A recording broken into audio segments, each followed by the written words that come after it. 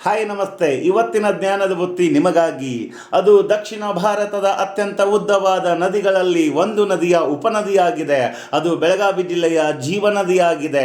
ಅದು ಈಗಾಗಲೇ 70 ಲಕ್ಷ ರೈತರಿಗೆ ಅತ್ಯುತ್ತಮವಾದ ನೀರಾವರಿ ಸೌಲಭ್ಯ ಒದಗಿಸಿರುವ ನದಿಯಾಗಿದೆ. ಅದು ಆರಂಭದಲ್ಲಿ ಮಹಾರಾಷ್ಟ್ರ ರಾಜ್ಯದ ಸಿಂಧದುರ್ಗ ಜಿಲ್ಲೆಯ ಪಶ್ಚಿಮ ಘಟ್ಟಗಳ ಸಹ್ಯಾದ್ರಿ ಪರ್ವತ ಸಾಲಿನ ಅಂಬೋಲಿ ಘಾಟ್ ಎಂಬಲ್ಲಿ ಉಗಮವಾಗುತ್ತದೆ.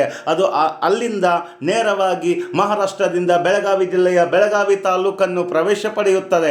ಬೆಳಗಾವಿ ತಾಲೂಕಿನಿಂದ ಹುಕ್ಕೇರಿ ತಾಲೂಕು ಪ್ರವೇಶ ಪಡೆದ ಆ ಒಂದು ಪ್ರಮುಖವಾದ ನದಿಯು ಹುಕ್ಕೇರಿ ತಾಲೂಕಿನಲ್ಲಿ ಹರಿಯುವಾಗ ಹಿಡಕಲ್ ಎಂಬ ಒಂದು ಗ್ರಾಮದಲ್ಲಿ ಈ ನದಿಗೆ ಅಡ್ಡಲಾಗಿ ಹಿಡಕಲ್ ಅಣೆಕಟ್ಟು ಅಥವಾ ರಾಜ ಲಖಮಗೌಡ ಜಲಾಶಯ ಎಂಬ ಒಂದು ವಿಶೇಷವಾದ ಡ್ಯಾಮ್ ನಿರ್ಮಿಸಲಾಗಿದೆ.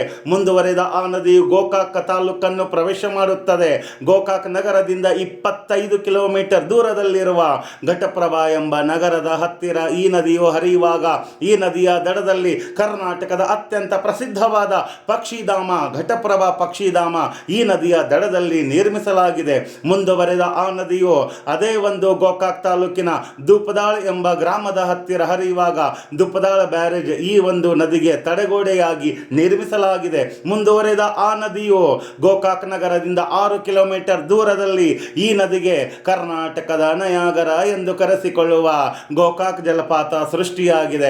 ಮುಂದುವರೆದ ಈ ನದಿಯು ಬೆಳಗಾವಿ ಜಿಲ್ಲೆಯಿಂದ ಬಾಗಲಕೋಟೆ ಜಿಲ್ಲೆ ಪ್ರವೇಶ ಮಾಡಿ ಬಾಗಲಕೋಟೆ ಜಿಲ್ಲೆಯ ಹಾಡಲ್ಪುರ ಎಂಬ ಗ್ರಾಮದಲ್ಲಿ ಇದು ಉತ್ತರ ಕರ್ನಾಟಕದ ಹಿರೇಹೊಳಿ ಎಂದು ಕರೆಸಿಕೊಳ್ಳುವ ಮತ್ತು ಕರ್ನಾಟಕದಲ್ಲಿ ಅತ್ಯಂತ ಉದ್ದವಾಗಿ ಹರಿಯುವ ಕೃಷ್ಣಾ ನದಿಗೆ ಸಂಗಮವಾಗುತ್ತದೆ.